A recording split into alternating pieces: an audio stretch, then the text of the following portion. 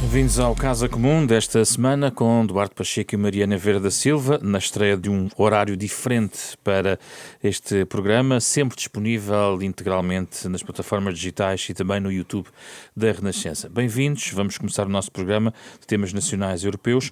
Vamos começar aqui pela Operação Tutti Frutti, que no fundo representa uma boa notícia para Duarte Cordeiro e para Fernando Medina, que aqui, no fundo, vem terminado, digamos, o processo que sobre eles pendia, do ponto de vista até das suspeitas que alimentaram este processo. Em sentido contrário, há também alguns dirigentes do PSD e também uma vereadora do PS na Câmara de Lisboa que estão, desse ponto de vista, que vão enfrentar esse processo. Mariana Vieira da Silva, qual é a lição que tira deste caso? Há tantos casos e no caso Tutti Frutti, o que é que retira deste caso?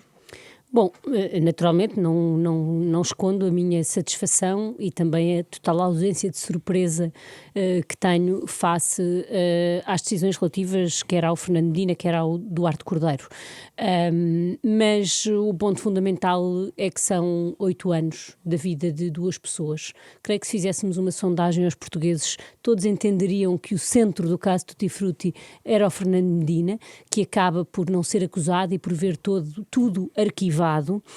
E agora, os 8 anos são 8 anos, quer para quem foi ontem arquivado e, portanto, ilibado de qualquer acusação, quer também para quem foi ontem acusado.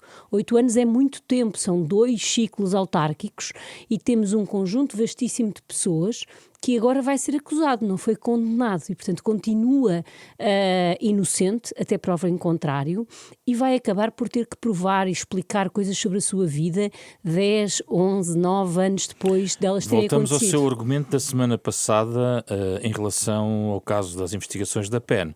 Mas como é que isso pode ser resolvido? O tempo da justiça, efetivamente, não é o tempo da política.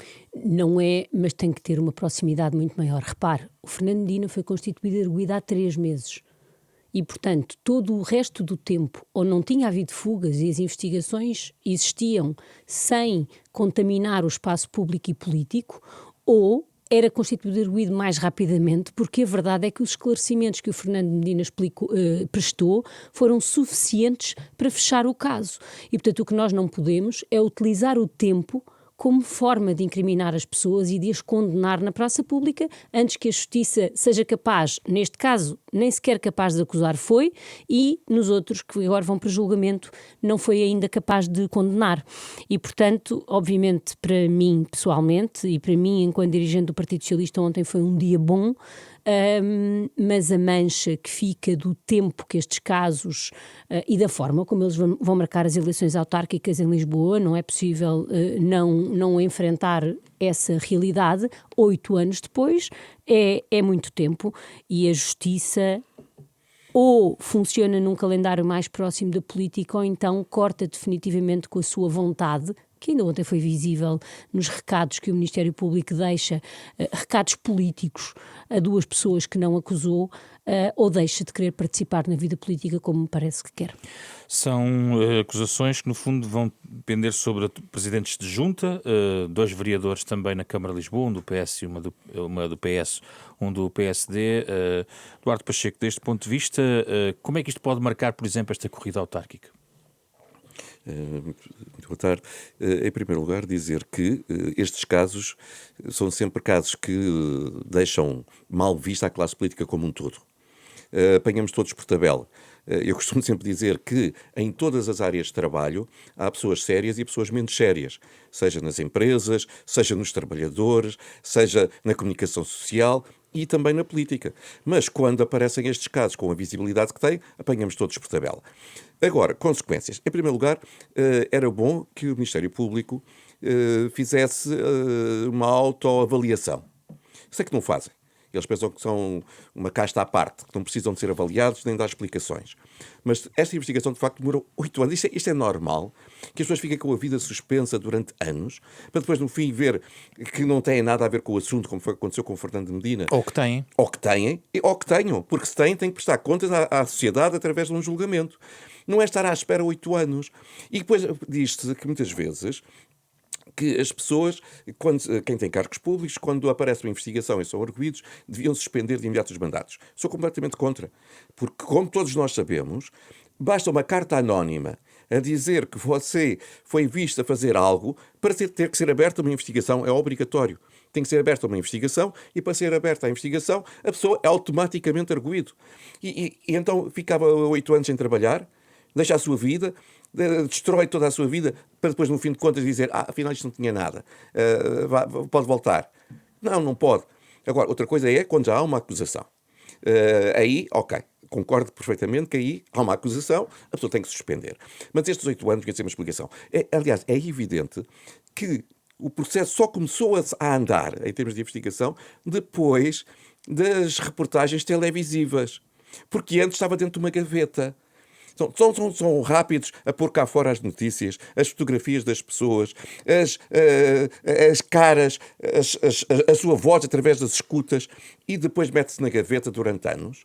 E só quando finalmente a comunicação social pega no assunto é que, se calhar temos que começar a fazer qualquer coisa. Então o que é que tem que ser feito, Duarte? Lá está. Volta à história. O senhor Procurador-Geral devia fazer uma avaliação deste tipo de comportamentos e alterar o modo de funcionamento do Ministério Público. Caso contrário, isto não tem solução. Primeiro, consequências para a vida política. Como é óbvio, aquilo que se espera é que estas pessoas não sejam candidatos, é o mínimo, e tendo suspendido de imediato os mandatos, deixa quer o Presidente da Câmara e agora também o Partido Socialista mais livres para irem à luta eleitoral que aí vem. Porque se estivessem em funções era muito mais complicado. Mas suspender os mandatos é aquilo que deve acontecer e agora vamos em frente. A 11 meses das eleições presidenciais, Mariana Vieira da Silva, ouvi esta semana, nos últimos dias, sugerir que António Vitorino tem mais condições para cumprir aquilo que me parece ser o seu critério essencial de perfil, que é o de abrir face, digamos, aos partidos, ou pelo menos ao seu campo político.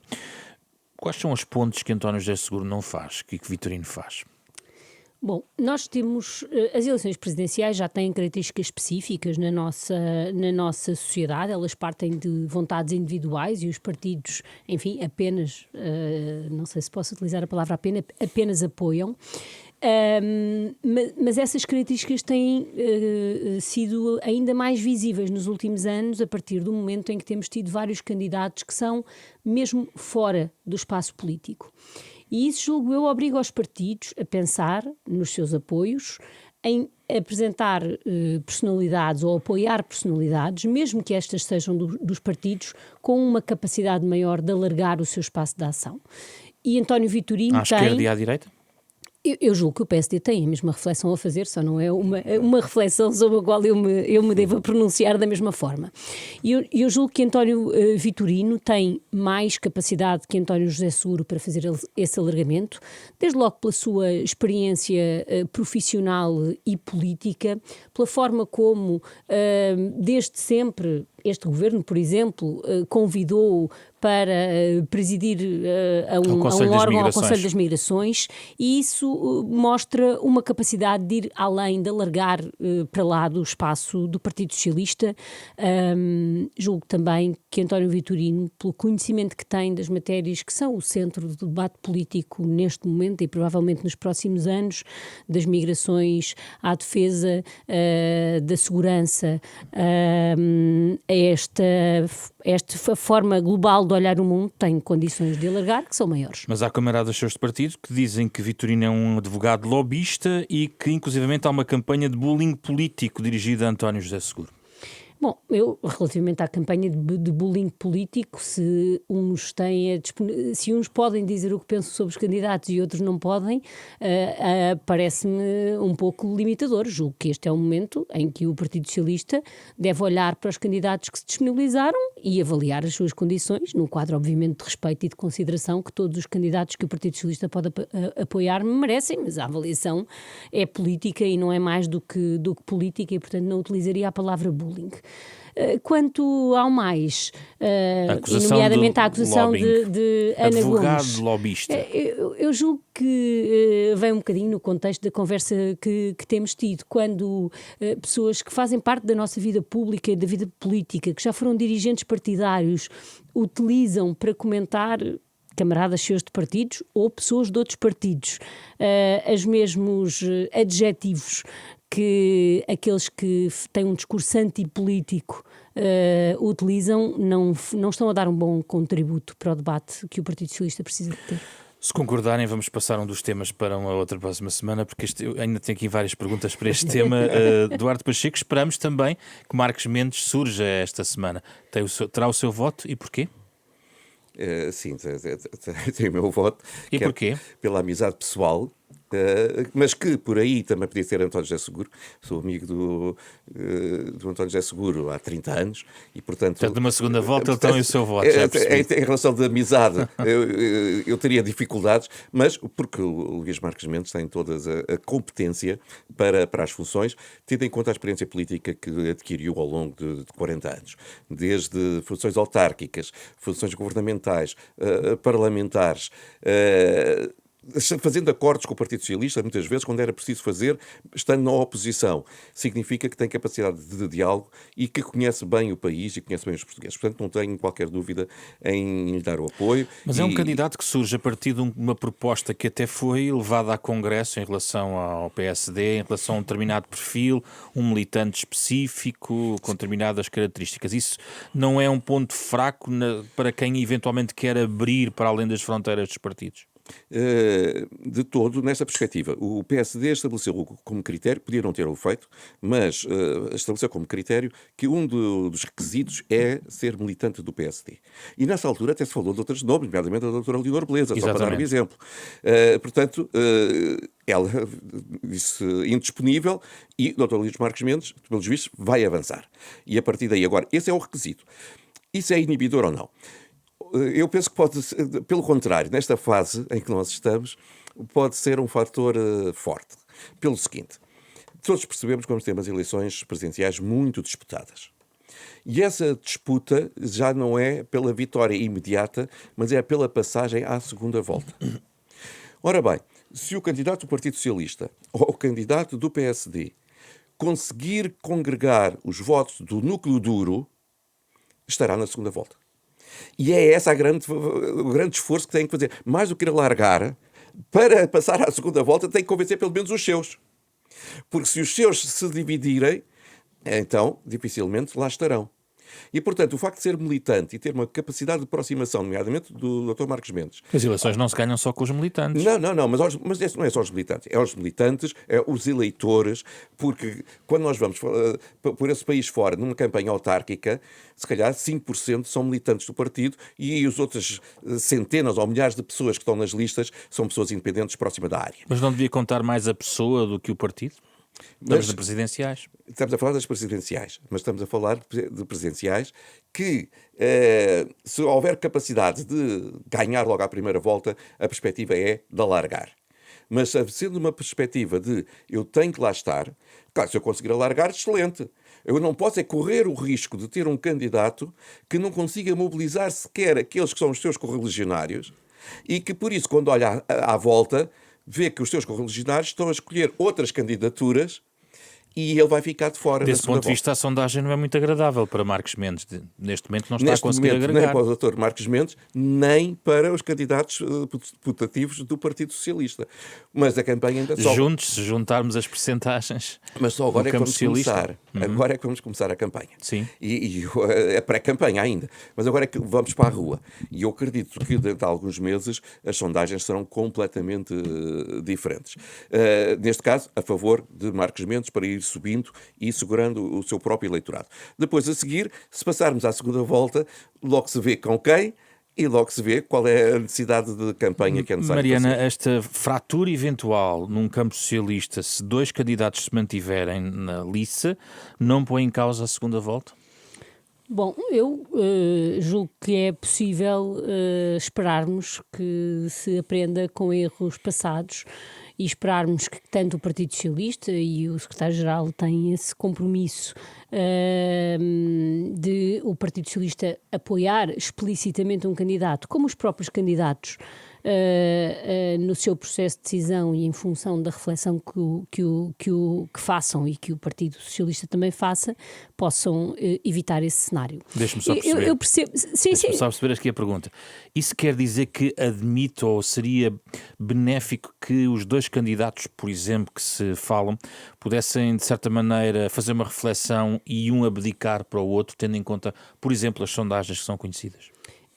Eu julgo que estes dois candidatos percebem a importância do espaço do Partido Socialista, não é o Partido Socialista, do espaço do Partido Socialista ter um único candidato nestas eleições, dadas as sondagens, e têm a expectativa que possam fazer essa reflexão, participar no debate que o Partido Socialista, nos seus diferentes órgãos, tem que fazer e decidir, no sentido de criar condições para que seja um candidato apoiado pelo Partido Socialista a passar a segunda volta. Eu queria comentar um bocadinho o que disse o Duarte Pacheco, porque as sondagens são bastante diferentes umas das outras, mas vou, enfim, como sociólogo, olhar para aquela que tem um número de inquiridos maior, que é a sondagem publicada pelo Expresso, e dizer que os números, para quem achava que estas eleições estavam fechadas, os números do Almirante Gouveia e Melo não são da ordem de grandeza que aqui nos comentários antes das sondagens se poderia pensar. E julgo que os candidatos a poderem ser apoiados pelo Partido Socialista têm uma vantagem face ao candidato Marcos Mendes, que é, sendo o seu nível de notoriedade mais baixo ainda, porque nos últimos anos não tem estado no espaço público, tem uma margem de crescimento e de recuperação dessa notoriedade maior do que alguém que todos os domingos tem estado a falar diretamente aos portugueses. Portanto, acha que Marcos Mendes já está no máximo? Julgo que os dois candidatos, e no caso aquele relativamente ao qual já manifestei a minha preferência, têm uma capacidade maior de crescer a partir dos dados, dos números que têm neste momento, do que alguém que todos os dias, todos os domingos, diz ao país o que pensa sobre diversos assuntos. É muito importante, e aqui creio que tanto para o Partido Social Democrata como para o Partido Socialista, como para a democracia portuguesa no geral, que este seja um debate sobre assuntos, sobre perfis, sobre o posicionamento das pessoas em função dos temas que vão estar em cima da mesa. Tudo o que não devemos fazer é um debate que seja apenas sobre imagem, sobre carisma, sobre outras dimensões. O país provavelmente atravessará momentos de instabilidade política, é isso que tem acontecido em todos os países, poucas maiorias absolutas. Portugal, apesar de tudo, tem sido uma exceção, mas não é muito provável, face a esta quase divisão em 3 blocos do eleitorado, que isso aconteça, e nós precisamos de conhecer o pensamento, as posições, a capacidade de diálogo, a capacidade de negociação dos nossos candidatos. Só uma pergunta. E é isso que a campanha nos deve dar. Muito rapidamente, o que é que se espera, o que é que podemos esperar da próxima reunião do próximo sábado? Porque nenhum dos dois formalizou essa candidatura. Julgo que no próximo sábado o Partido Socialista deve fazer um debate em torno dos perfis que o PSD fez no seu Congresso e o Partido Socialista em bom rigor ainda não fez. E não dizer quem é que vai apoiar.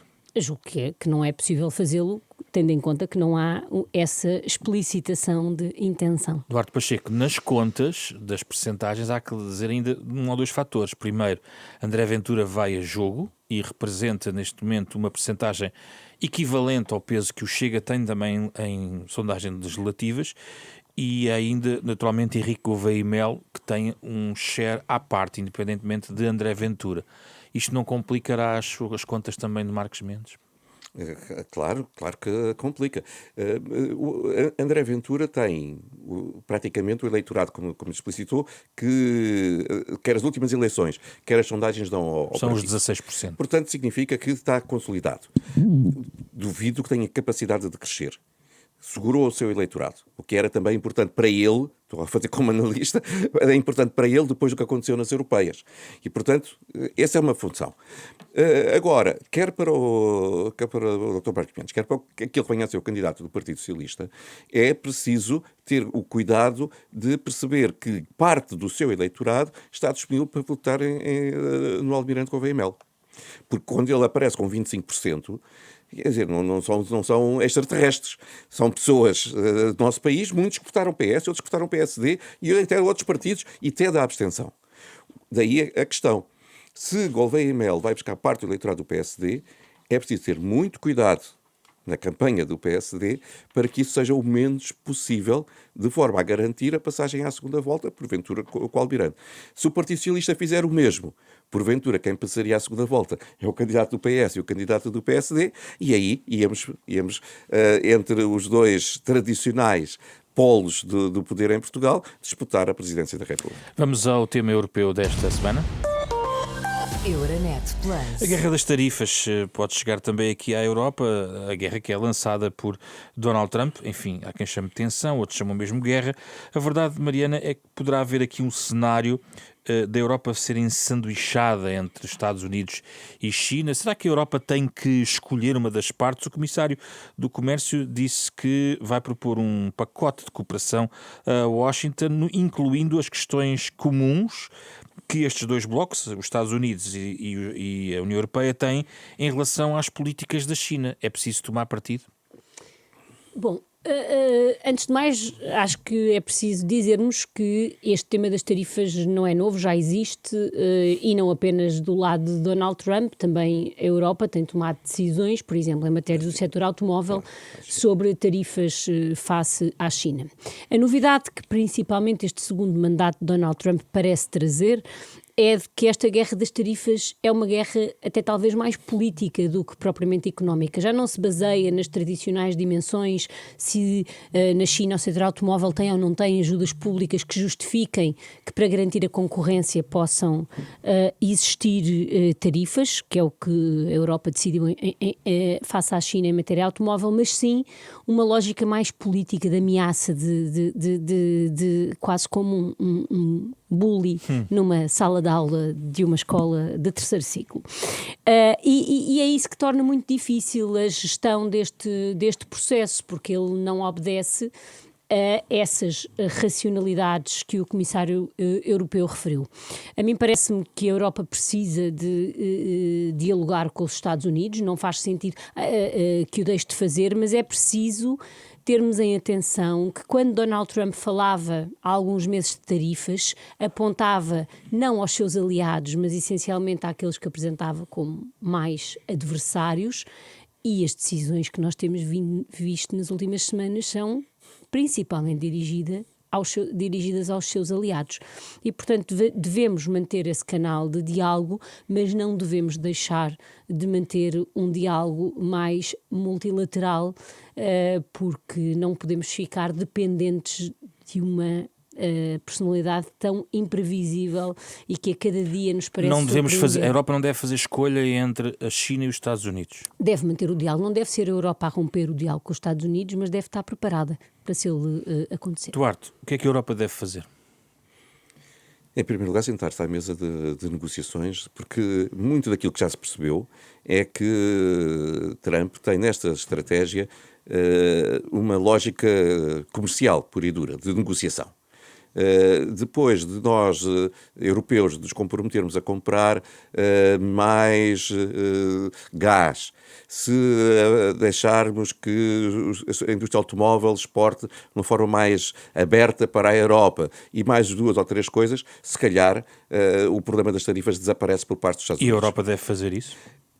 E por que não? Quer dizer, olha, se me perguntar se era melhor estar dependente de gás natural russo ou americano, eu prefiro americano, apesar de tudo.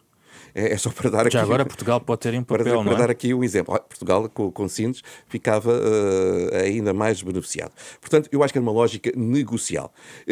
Mantendo a porta aberta com as outras áreas comerciais naturais, nomeadamente o Mercosul e nomeadamente a própria China. Agora, aquilo que deveríamos também fazer, os Estados Unidos era por aí se não tivesse essa lógica negocial, mas se quisesse realmente proteger as suas economias, aquilo que nós devíamos exigir era uma certificação dos produtos que entram no mercado europeu que cumpram determinado tipo de regras. Que são aquelas regras que nós impomos aos nossos próprios produtores. Mais regulamentação, Duarte? Não cá para dentro, lá para fora. Imagina, na agricultura, eu não posso exigir que os agricultores europeus, nomeadamente, por exemplo, da pera rocha, deixem de utilizar determinado tipo de químicos, mas simultaneamente permitir a entrada de produtos que vêm de outros países onde esses químicos são utilizados. E, portanto, o que eu tenho que dizer é, vocês podem exportar, podem para a Europa, mas têm que cumprir estas regras. E tem que estar certificado que não estão a violá-las. Porque, caso contrário, estamos a criar condições de competitividade injusta, concorrência desleal. E é por isso que os agricultores depois se manifestam como se manifestam. E se nós formos para a prática, para o dumping ambiental e para o dumping social, idem aspas.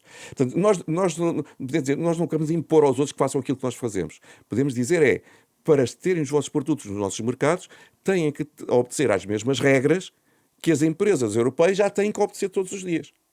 Porque senão o apelo é para que cada vez haja menor regulamentação, nomeadamente quando a saúde pública está em causa. E isso a União Europeia tem a obrigação de preservar. 30 segundos. A defesa deve entrar na equação negocial? Os europeus, metendo mais dinheiro na defesa, podem calar a questão das tarifas? É isto? Vai inevitavelmente entrar, porque o aumento da despesa em defesa parece inevitável neste momento, e no quadro da NATO, e sendo os Estados Unidos um aliado, não é possível fugir a esse diálogo. Mas eu tenho dúvidas da racionalidade que o Duarte Pacheco tentou aqui atribuir à intervenção de Donald Trump, porque se é verdade que o presidente americano pensa sempre em primeiro lugar nesses ganhos económicos, financeiros e comerciais, também é verdade que, face às tarifas aplicadas ao Canadá e ao México, utilizou sempre o argumento da imigração e argumentos muito mais políticos, e portanto é um xadrez difícil de nos movermos, porque tem sempre a par estas dimensões políticas e até de política doméstica, de afirmação de política doméstica que Donald Trump quer fazer, e a tal racionalidade económica e financeira, e mesmo assim não sei se racionalidade é a palavra ideal. Sim, a defesa deve entrar na equação? Não temos qualquer dúvida. Não há capacidade produtiva na Europa se nós aumentarmos drasticamente as despesas em defesa para responder a essa procura. Quem é que vai responder? É a indústria de defesa americana. Mais um ponto a favor de Trump, é isso que ele quer. Ficamos aqui por esta semana, regressamos na próxima para mais um Casa Comum. Euronet Plus. Milano. Zagreb. Bruxelas. Sofia. Riga. Euronet Plus, a rede europeia de rádios para compreender melhor a Europa.